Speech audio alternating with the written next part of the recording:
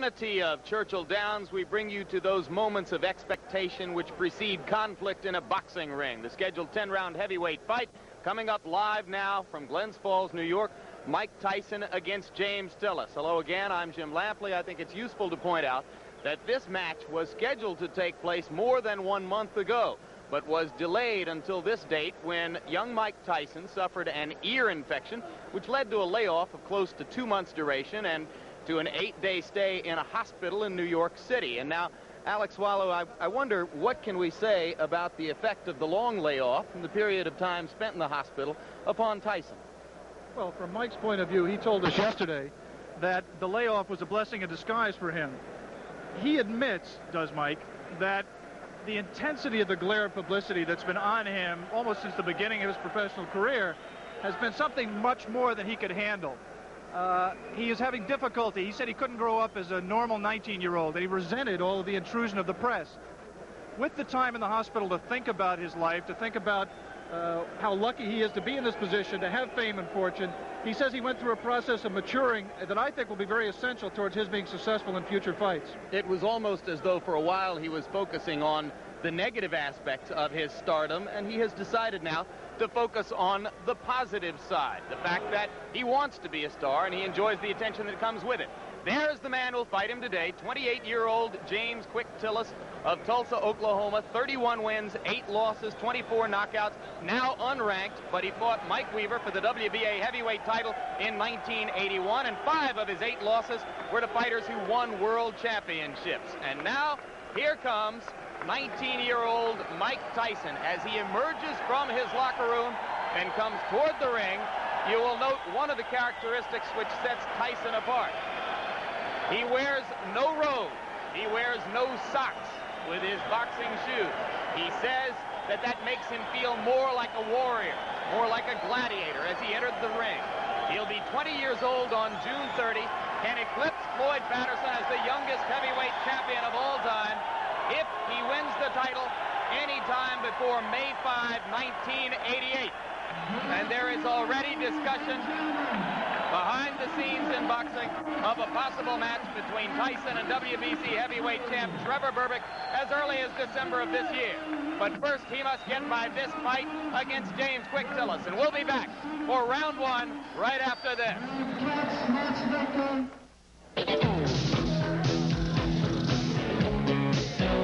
Excuse me, I'm looking for... tall, cold, frosty one, big foamy head, rich and creamy.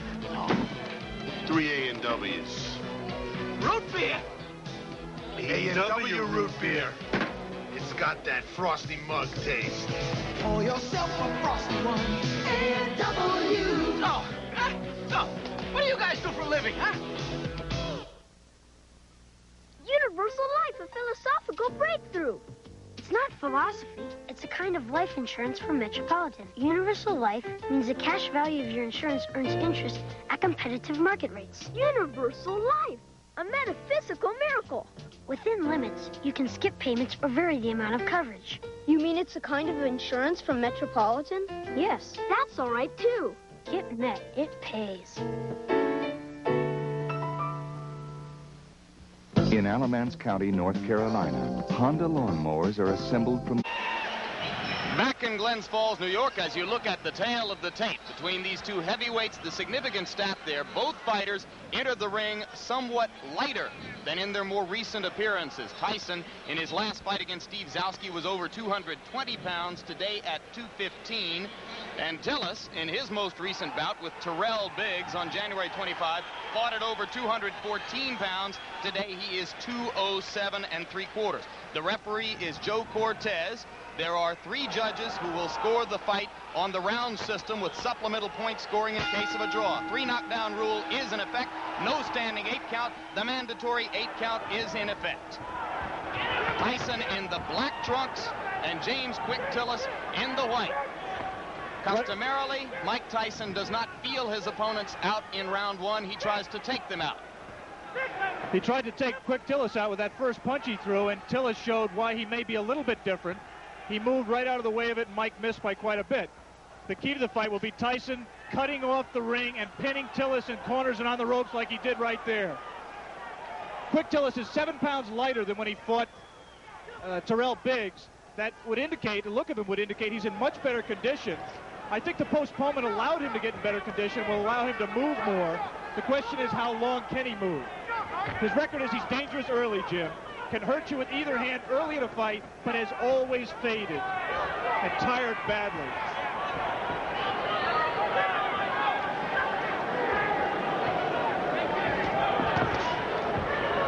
See Tillis delivering the left jab and following with the right.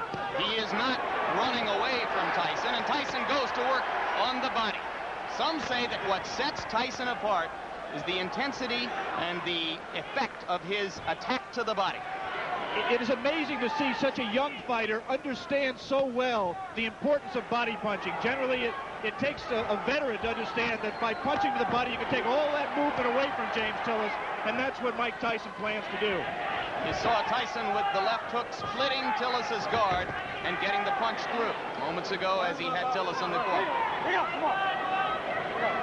Joe Cortez, the referee, the only one of the 3 judges in Las Vegas a few weeks ago who scored the Larry Holmes-Michael Spinks fight in favor of Holmes. That was an excellent right uppercut by Quick Tillis, which is a punch that should be effective against someone who comes in burrowing in like Tyson does. For some reason, Tillis landed. He was so shocked he grabbed.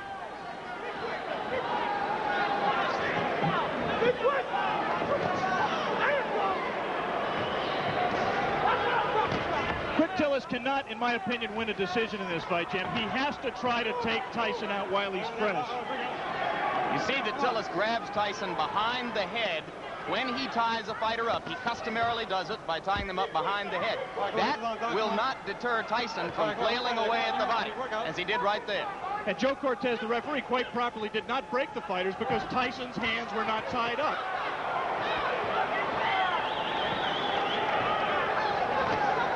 Again, the right uppercut just missed that time by Tillis. Late in round 1, a round in which Tillis has not acquitted himself too badly, as he has managed to stay away from Tyson's thunderbolts, although he just took a right hand. We'll be back.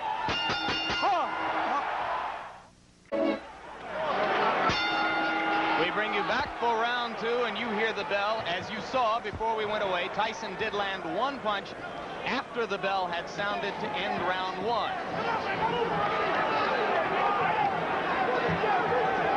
Most people in boxing, if they're looking for a way to beat Mike Tyson, believe it will be done by a fighter who is able to move and punch effectively on the move, as Henry Tillman did in winning 2 fights from Tyson in the Olympic trials as amateurs. All right, bring out clean. Come on. Tyson just landed 2 solid left hands. The difference, obviously, is here Mike Tyson has 10 rounds to wear down his opponent. He had to go all out in the 3 rounds amateur limit. Lost to Tillman in the Olympic trial. Right hand lands flush on the cheek of Quick Tillis, but that was an extended right hand. He was not in close enough to do maximum damage. Yeah, but he's not letting go of Mike Tyson. He might be shaking his hand, which generally means that he was hurt by the punch, even though it was, as you say, extended.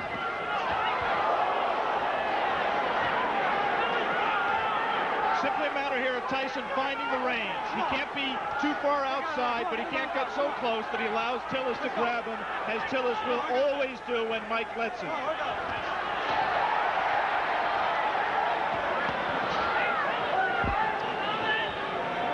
Tyson can be hit. He was openly disappointed with the number of times that Steve Zowski landed on him in his last fight. Any custom auto-trained fighter prides himself on his defense. And Mike really was disappointed that Zowski hit him with some right hands, really silly right hands that he should not have been hit with. It was just a loss of concentration. The right hand by Tillis was blocked there. A jab by Mike Tyson, a rare punch for him in his first 19 fights. A punch that he is smart enough to know that he's going to need if he's going to move up to world-class competition. He's been using it more in training and says we'll see a lot more of it in this fight. He just tried it there till Tillis knocked down 2 of them.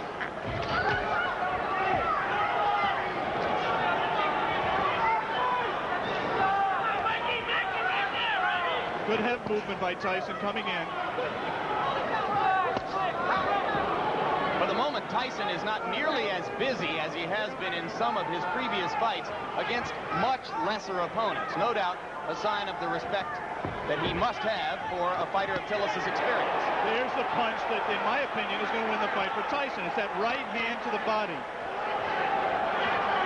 He won't knock Tillis out with it, but he will wear him down and bring his hands down so he can land punches to the head. He got him with the left. And you saw Tillis staggering backward momentarily. Not seriously hurt, but Tyson has begun to break through the guard around the face. And there's a right hand as Tyson continues to land and round 2 ends. Back in Glens Falls, New York for the beginning of round 3. More than 8,000 people here in the Glens Falls Civic Center. Almost all of them rooting for the fighter that Upper New York State thinks of as its own Mike Tyson. Right now, all of the aggression is out of Mike Tyson. He is keeping his distance. He's trying to learn how to box with James Quick Tillis. It is not, or has not been to date, his fight. So if Quick Tillis has done nothing else, at the present time, he's taken Mike Tyson out of his game plan. Tillis tying Tyson's left arm up there. Tillis' trainer and co-manager Bo Williford said that he had been working with him for the last 6 weeks tying up Tyson's arms. At that time, Tyson got the left hand through again after ducking a Tillis punch. Just one punch for Mike, and that's not typical. He has to put punches together when he gets inside. Keep busy. Outstrength Tillis on the inside and let his hands go. He is being considerably more careful than in his previous 19 appearances. Remember against Jesse Ferguson, that look at the hand speed by Tyson. That's one of the things that's astonishing, to see a man of this size and this build with such quick hands. We'd like to alert our local stations along the line that we'll be taking a station break right here at the end of this round, round 3.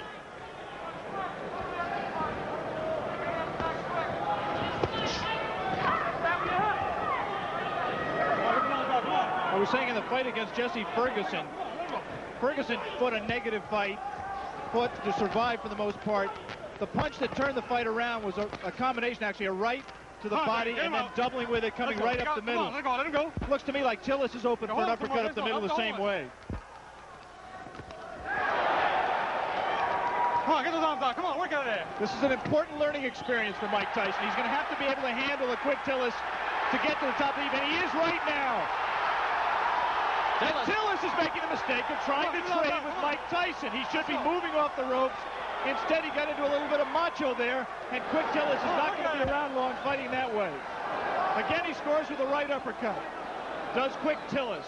Repeatedly, Tillis has scored with the right uppercut. But Tyson is beginning to wear down Tillis' defenses, particularly when he catches him against the ropes and then releases the hands. Round 3 coming to a close, and Mike Tyson warms to the task once again as the round comes to a close. Back with more after this word from our local station. Your next truck, and your next one.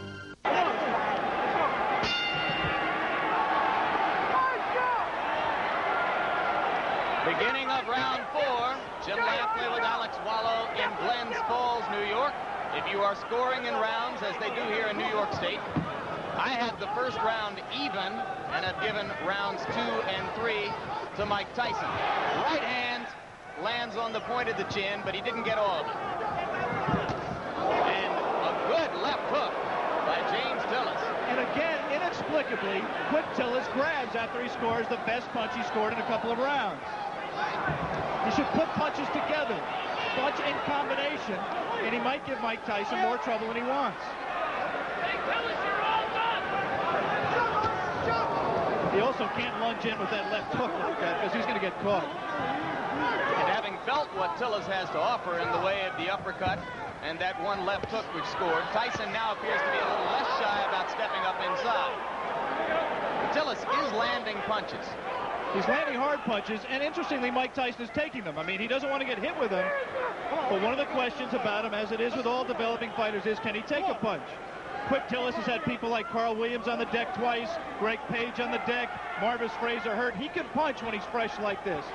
Switches left-handed. Tillis is a converted southpaw. Punches hardest with his left hook. Fought as an amateur. Fought as a southpaw as an amateur. Turned around in the middle of his amateur career.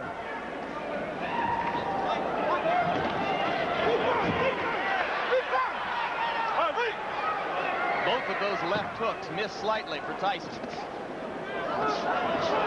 Look how low he gets to duck under those punches. Extraordinary. Tillis could have butted him with his knee there. Right now, Mike Tyson is having problems solving James Quick Tillis. He doesn't really know, the things that work for him normally are not working for him, and he's going to have to go to things that are a little bit more sophisticated. He's going to have to cut the ring off better, and he's going to have to find the range better. He just can't walk inside and let Tillis tie him up like that. Has to let his hands be busier, and at the same time avoid getting hit himself. As for Tillis's chin, you might note that a long time ago in 1981, he went 15 rounds with the very dangerous puncher Mike Weaver, largely by staying away. But on the other hand, he suffered a technical knockout in the first round against Tim Witherspoon 2.5 years ago. You'd have to say that is a fluke, the loss to Witherspoon. Tillis claims he slipped on some water in the corner and was distracted before he got punched. Again, he lunges in and gets caught. The left hand drops Tillis onto the seat of his pants as round 4 is coming to a close. I'm not so sure that his right foot wasn't stepped on, causing that knockdown. There was definitely a punch, but I believe that Tillis's right foot was stepped on by Tyson at the moment the blow landed. All right, let's stay right here and take one more look at the knockdown. I'm clearly wrong. That was just a clean punch. He was off balance. We said that Tillis could not lunge in with the left hook.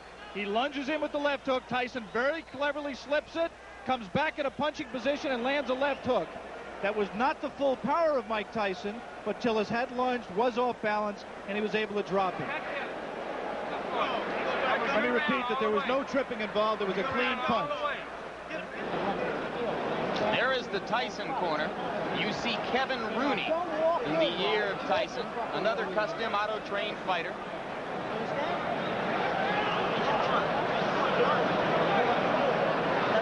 The longest Tyson bout was the fight against Jesse Ferguson. A TKO at 1 minute 19 seconds of the 6th round. Now round 5 begins here in Glens Falls.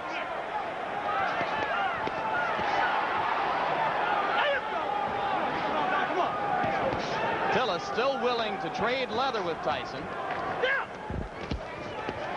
I don't think that was a punch. The knockdown punch was a punch that hurt Quick Tillis. It definitely got his attention, but he wasn't debilitated by it. It's not that was not looking. Did not look to me to be the beginning of the end. He might have learned not to lunge so badly with the left hand, though. And there you see Tyson whacking away to the rib cage with the right hand. Again, Cortez warns Tillis for holding behind the head. Tillis switches briefly to southpaw and goes back. And again, he holds behind the head. Mike Tyson is not doing his job in those clinches. His hands are free, but he isn't using them. Right there, there's no reason for Mike not to rip punches to the body. We talked about his ability as a body puncher. He has it. He just isn't using it.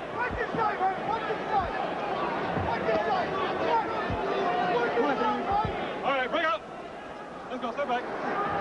Tillis turns away for a moment to spit, but so far he does not look hurt, as Alex pointed out. Looks rather fresh.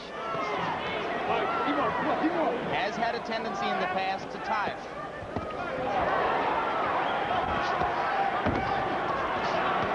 This is not a good round so far for Tyson, who is missing more punches than he lands.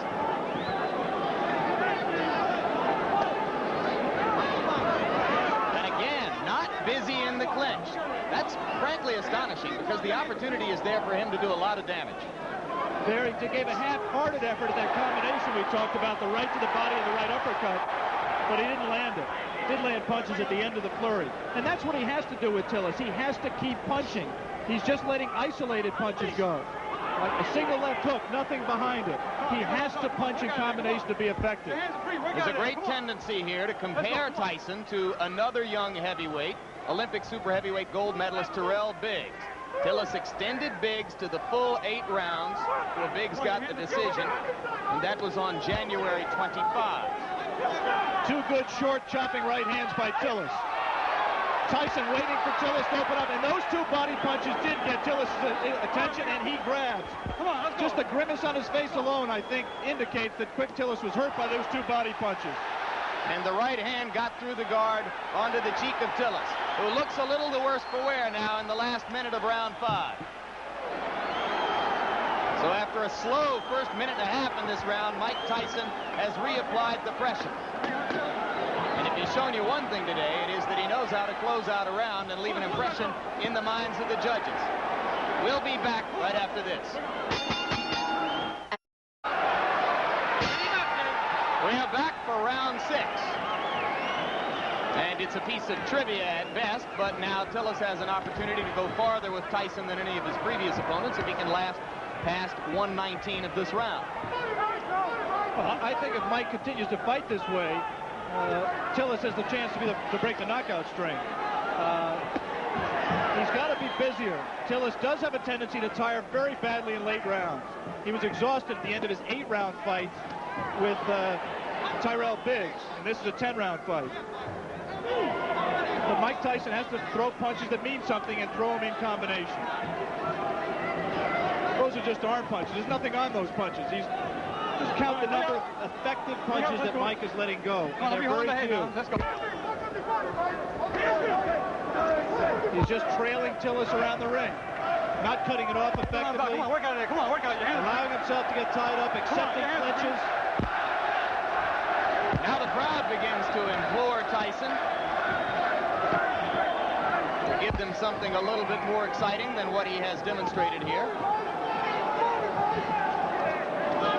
And now it becomes clear that Tillis will last longer than anyone else has, as we have just passed the point at which Jesse Ferguson was bid to stop by Luis Rivera in Troy, New York, a couple of months ago. That punch missed, despite the crowd reaction.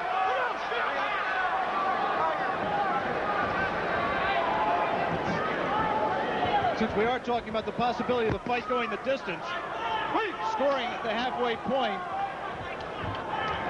I've given Tyson 3 rounds, Tillis 1 round, and 1 round even. I did not score the 4th round, which is the round in which a knockdown, a 10-8 round for Tyson. I only gave it a 10-9 round for Tyson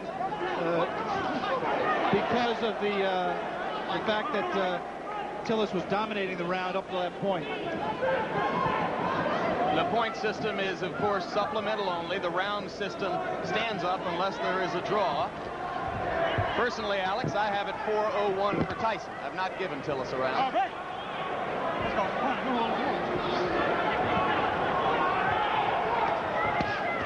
There's 2 ways of looking at what Mike is doing. One way is to say that he's pacing himself, he's waiting for the opening. The other way is to say that he's getting frustrated and getting taken out of his fight.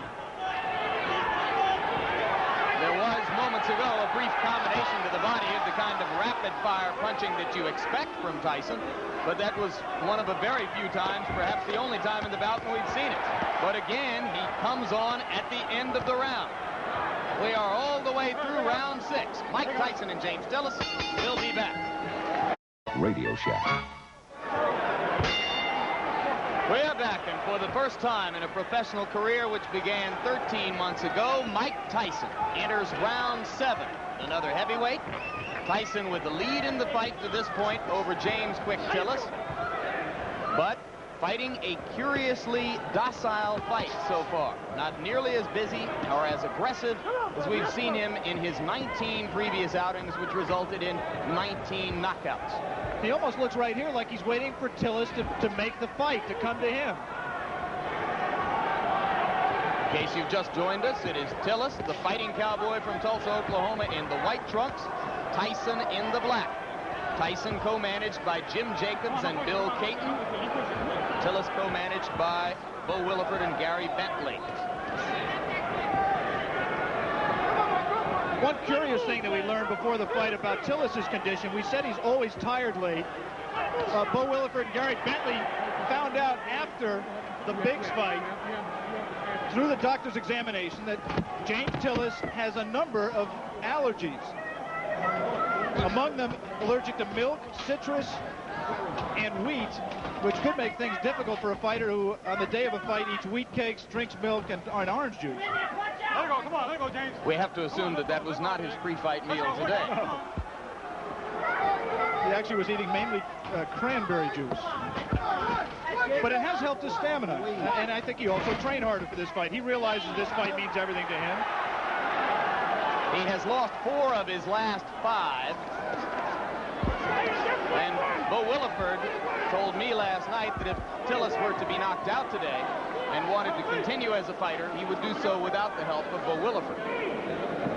Yeah, this is career time for James Quick Tillis. Incidentally, if you're not a boxing fan and Tillis looks familiar to him, you may have seen him in the movie The Color Purple, where he had a brief part as Henry Buster Broadnax in the juke joint scenes. Spent 2.5 weeks with Steven Spielberg and crew in Los Angeles, where they called him Dark Gable. There's a right hand by Tyson. And the uppercut. Tillis is not noticeably hurt by that punch. But he's cut. There is blood above his left eye. Exactly right. Mike was a little bit extended with the punch, did not have the proper range for full power. Now he's at the right range, though. He lands something here. This is where he can be effective. Again, not punching at the body when Tillis grabs him behind the head. Tillis landed a left, didn't seem to faze Tyson at all.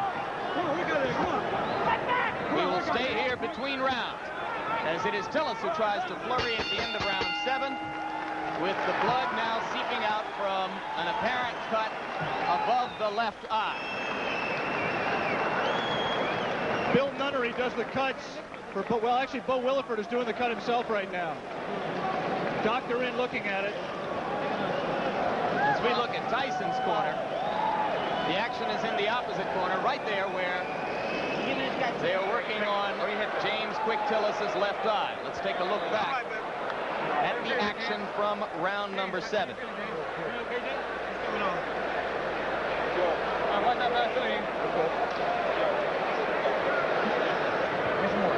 You see what Tyson did there. He scored the right hand to the body, missed with the right uppercut that we thought he could land if he kept throwing it, but continued to punch. And eventually that will pay dividends. He has to continue to back up Tillis and continue to cut the ring off on him to be able to score effectively. I want to give James Quick Tillis credit. He's been in with a tough young bull, and he's fought harder and stronger, really, than I've ever seen him fight in his career, including the time he fought for the title. He is showing something that a lot of people have questioned over his career, and that is his heart. He's cut, he's taken some brutal punches, and he is fighting back, moving and still trying to win this fight. One of the greatest trainers in the history of the sport openly questioned Tillis' heart while he was working with him. Angelo Dundee worked with Quick Tillis for the Weaver fight and some subsequent fights. He finally just gave up. He said James had no spirit to fight. Tillis told us in the pre-fight interview that he found that spirit. Didn't know why he'd never had it, but said he found it for this fight. He was going to be a different fighter, and he has been. You cannot question his courage or his commitment today. He has been there from the opening bell. He has not run away as he did 15 rounds against Weaver in 1981.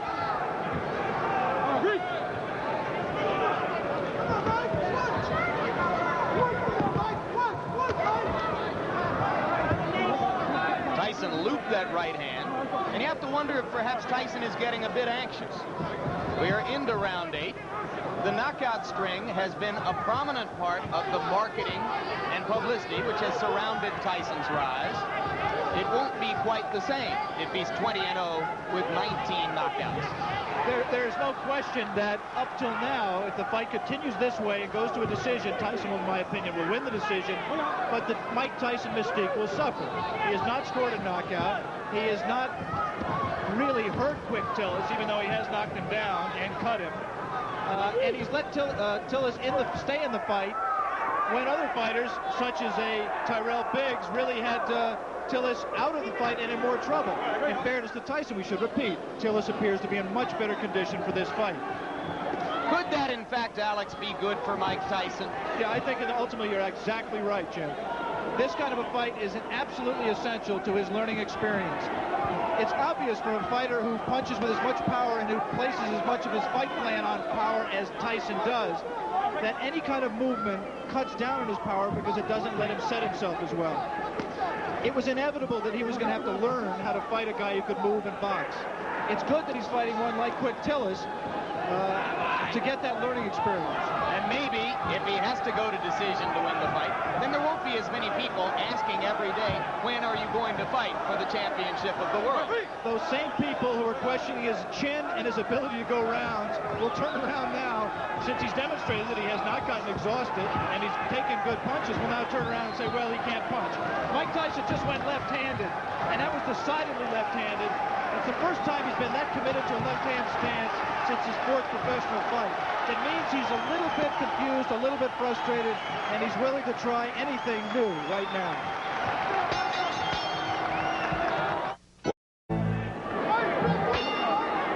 We are back in Glens Falls, New York.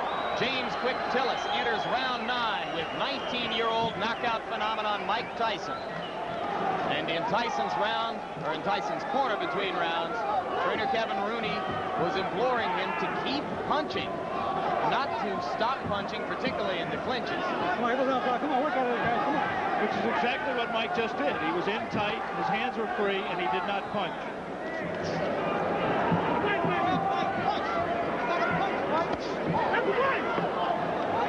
This Mike Tyson looks very much like the Mike Tyson who lost 2 close decisions to Henry Tillman in the heavyweight trials for the Olympic Games in 1984. He is confused by the movement. The movement does not allow him to hit a stationary target, and therefore he can't set himself as well. We have not seen the evidence of the jab that Mike Tyson said we would see.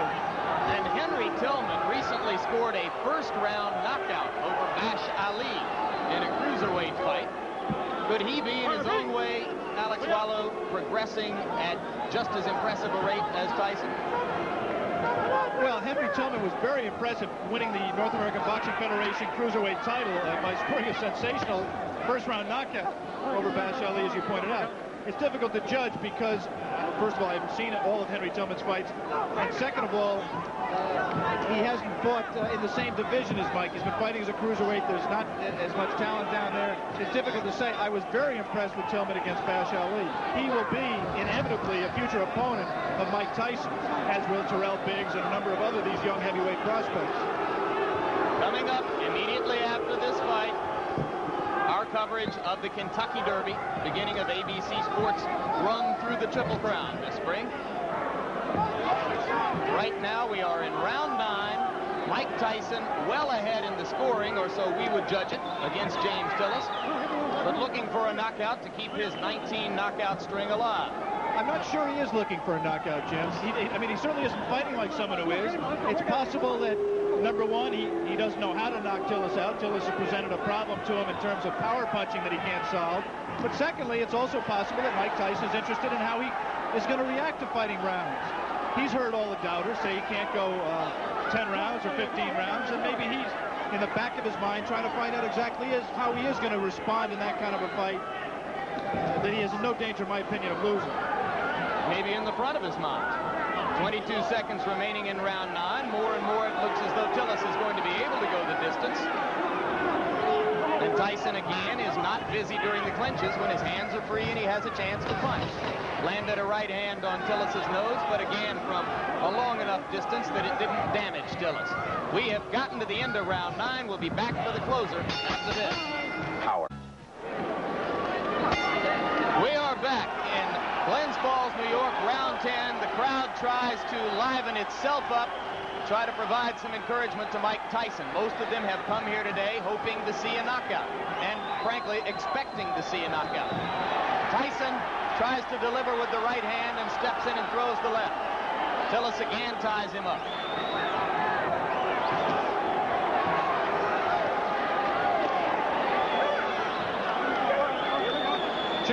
Tillis is still a dangerous fighter. This is the most power and zip he's had in his punches at this late stage in a fight that I can ever remember. Tyson knows it, and I just don't think he's going to take any unnecessary chances. You could be sure he wants to keep the knockout string alive. But he also is just not going to take any unnecessary chances. He wants to win a decision, win a fight. He'll be 20-0, still undefeated, and in his mind, I think, still well on his way to a heavyweight championship. Could Tillis have revived his career somewhat, even with a loss, if he stands up? Well, this certainly is a respectable showing, and there certainly will be notoriety to the man who broke Mike Tyson's knockout string, especially if Mike resumes the knockout string after this fight. Always difficult to know why a crowd is booing. You can't psychoanalyze 8,000 people. I think it's possible that they're disappointed in Mike's performance. They came here wanting to see him do what he's done in his previous 19 fights, and he doesn't appear at this point to be going all out to satisfy them. Landed the left hand, but Tillis stood right there. Cut is no longer a problem. It has been effectively stopped. Tillis comes straight in.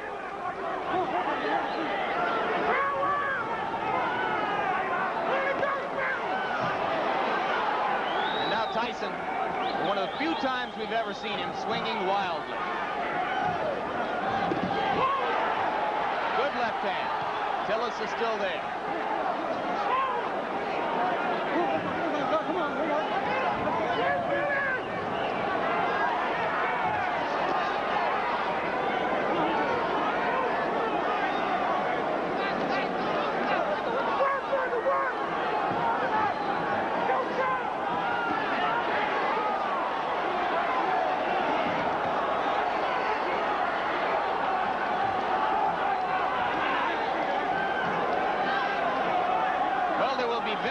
Doubt about the decision here. The scoring might be slightly different in Tulsa, Oklahoma. Tillis continues to give a good account of himself. And backs Mike Tyson up onto the ropes, which is a first. A little of Tyson's own medicine. It will be interesting to see how Mike reacts to this. Closing with a flurry. The bell is going to sound.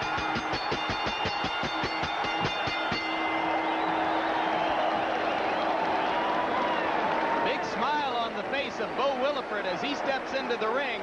I think he's quite proud, win or lose, of James Tillis. Mike Tyson comes back and gets wiped off by Kevin Rooney. We will have the decision very shortly, but there is another big story in boxing which surfaced just this past week. The reported intention of... All right, now we are back live in Glens Falls, New York, and in the middle of the ring announcer Paul LaFleur with the decision. Ladies and gentlemen, here is the official scoring. Judge Bernie Friedkin scores it 6 rounds to 4. Judge Al Reed scores it 6 rounds to 4. Judge Tony Moretz scores it 8 rounds to 2. The winner by the winner of this decision is still undefeated, Mike Tyson. So for 19-year-old Mike Tyson, moved the record now to 19, or make it 20 wins, no losses, 19 of them by knockout. Now, stay tuned for one of the most prestigious and exciting events in sports coming up next. The 112th running of the Kentucky Derby. Travel arrangements made through, and a promotional fee paid by United Airlines. I'm Jim Lampley along with Alex Wallow, saying so long for now from Glens Falls, New York.